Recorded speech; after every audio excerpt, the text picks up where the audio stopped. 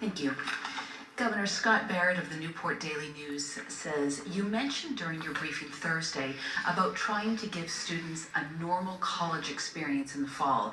Generally, that would include things like attending football games and other events outside of the classroom.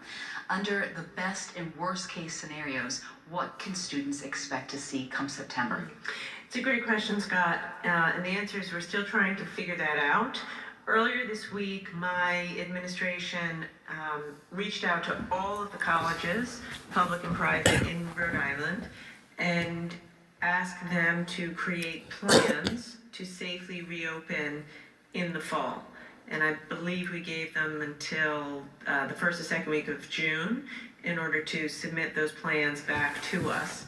We detailed in some detail what a complete plan would have to entail as it relates to social distancing, testing, plans to deal with international students, sporting events, events outside of the classroom, infection control, clean, how they plan to clean, cafeteria. Bottom line is it's a really complicated exercise. I will have a much better answer for you in mid to late June. There's a lot of work for them to do to figure it out. Also, we're going to learn a lot. We will learn a lot together in the next 2 months. So as we get to the place of going back to work, going out for dinner, going to the beach, we're going to learn about the virus, and all that is going to inform what they're able to do in the fall. So it's premature to say, but we're on it and we're working hard on it every day. Dr. Alexander Scott, Tanya Signori of the RI Echo is asking you to define herd immunity. Do you think eventually we will be able to attain herd immunity here in Rhode Island? Thank you for that question, Tanya. Herd immunity refers to a large enough proportion of the population having antibodies or immunity against a particular disease that protects enough of everyone else who may not have that protection. Usually the percentage is over 60, 70% of the population. If enough people have been vaccinated against measles, the higher the number, the better, for example. The more protected everyone is as a whole, because you're less likely to have scenarios where someone has measles and spreads it to someone else because everyone is vaccinated against it. We are still learning whether or not we will be able to attain herd immunity here in Rhode Island related to COVID-19 specifically. There's a lot of information still being assessed so that we can learn about antibodies, what the tests can tell, what actually happens in our bodies. And I want to again thank the Rhode Island COVID-19 Testing and Validation Task Force, because they are working on helping us understand specifically those types of answers. What will happen to immunity for COVID-19? Does it exist? We're still understanding that. And will tests even be able to help us gain that information? So we have a ways to go, but we do know the vaccines that are out there that we have.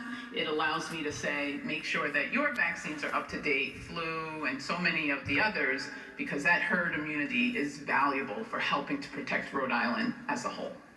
Doctor, this next question is also for you from Tony Mendez of Poder 102. What cleaning products that are readily available can you recommend to families that have many members living in their house or apartment to stay safe? Thank you, Tony. The Centers for Disease Control and Prevention, CDC website, has a variety of recommendations for keeping settings clean. In public settings where there are surfaces that are touched frequently by members of the public, as well as in the home.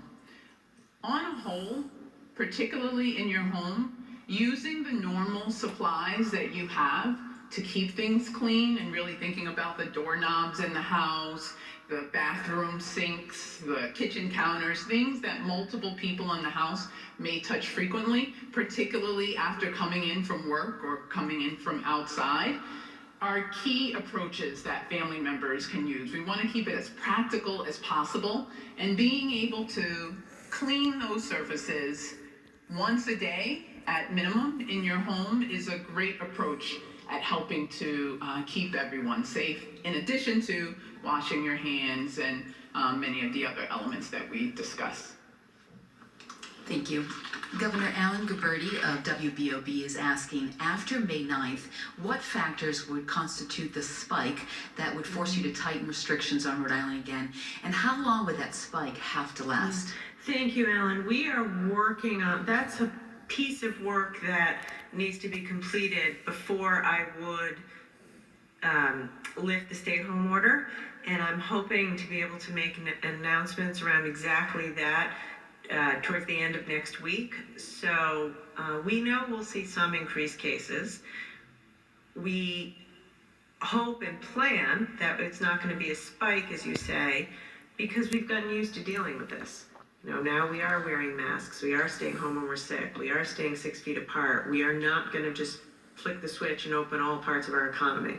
But later next week, I'm going to go into some detail around what we might expect to see, and that is a safe level of increase, and then what fact patterns might get us more nervous, which would require me to have to rein back in, as you say, tighten some restrictions. Brian Amaral of the Providence Journal, very similar, saying, are you worried that if you have to put restrictions back in place after they're lifted, compliance will be more difficult the second time around? I certainly think about that, Brian. You know, again, this is unprecedented. No governor's ever had to do this before. No group of Rhode Islanders has ever had to live through anything like this, quite like this before. So, you know, I'm not worried. If it happens, we'll deal with it. You know, that's what we've done from day one. We look at the conditions on the ground and we make a plan to deal with it. Rhode Islanders have gotten very good at this. We've all become a lot smarter, you know, in learning. Every one of us is learning every day about the virus, how to keep ourselves safe, what we can do to keep ourselves safe.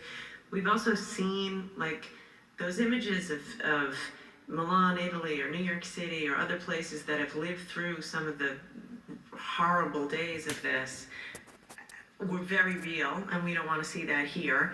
So, you know, my faith is in the people of Rhode Island to do the right thing at every stage.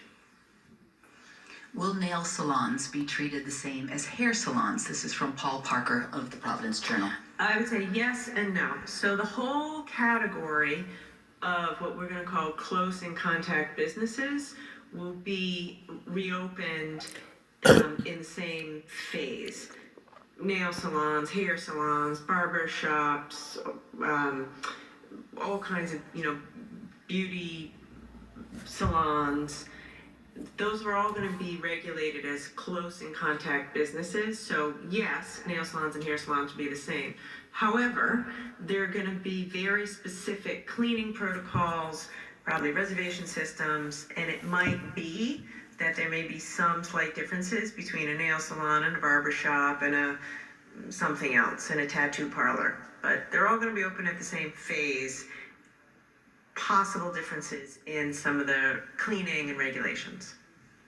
John Howell of the Warwick Beacon asks, are protocols being developed for the reopening of libraries, given that they serve as an important resource to so many different sectors of the community? Families with preschool children, the elderly, people without computers, support groups, and even the homeless. Yeah, great question, and the answer is yes.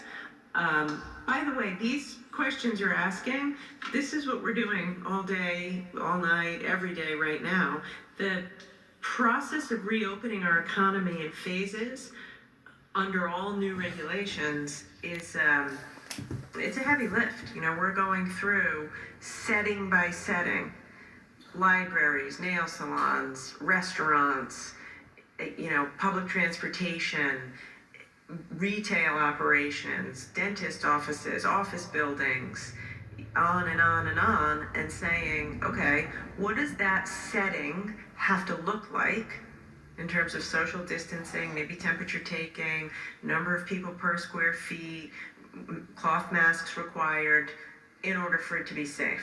However, you are correct, libraries are essential for so many people, and we're going to figure out a way to open them safely. Same thing, public libraries, public buses, people need to rely on these services, and so we're gonna make sure they can. From ABC 6 News, Nick Papadilla asks, Governor Raimondo, are you able to elaborate yet more as to what going out to eat and going to the beach may look like for Rhode Islanders as we set to reopen the economy and continue to battle this virus? So I will offer you some guidance as long as you understand that it is guidance subject to change because we are still working on it. But going out to eat might look like many fewer people in the restaurant at any given time, because again, we all have to stay 6 feet apart. It might look like no menus. It might look like folks still have a mask on some of the time, part of the time. Going to the beach might be, there'll be many fewer people who can go in the parking lot at any given time. We might have a reservation system. You might have to reserve a few hours at the beach. There might have to be like porta potties instead of fully opening the bathroom facilities. So these are all, I'm just trying to give you a flavor for the kinds of things we're thinking about, but I will have a lot more to say about that the week after next. Lynn Arditi is asking, Governor Raimondo, despite aggressive testing, Rhode Island's nursing homes and long-term care facilities account for more than 70% of COVID-19 related deaths in the state, higher than any other state in New England. Why is that, and how is the state addressing it? Yeah, so I will answer that, and then I want to give the doctor a chance to answer that. Why is that? You can look at that in one of two ways. The good news is we've had a good experience with mortalities and hospitalizations in non-communal settings. The experience all over the world is that the highest risk scenarios are communal living scenarios, and then on top of that, communal living scenarios where you have people that are frail and that are old. So you have to take that into account. I think what I can tell you, what are we doing to address it? I mean, if you look at what's happening in our veterans home and compare that to other states, we're doing meaningfully better. And I don't in any way want to minimize what's happening, which is why I'm choosing my words very carefully. One death is a terrible thing. One person getting sick is a terrible thing. But what are we doing is, we are on it right away in that veterans home with extra PPE, extra testing. Within 3 days, we tested every resident and every staff member. We quarantined the people immediately. We had ingress and egress specific doors to people who treated the COVID patients. We are really ramping up our efforts for mobile testing of people in nursing homes.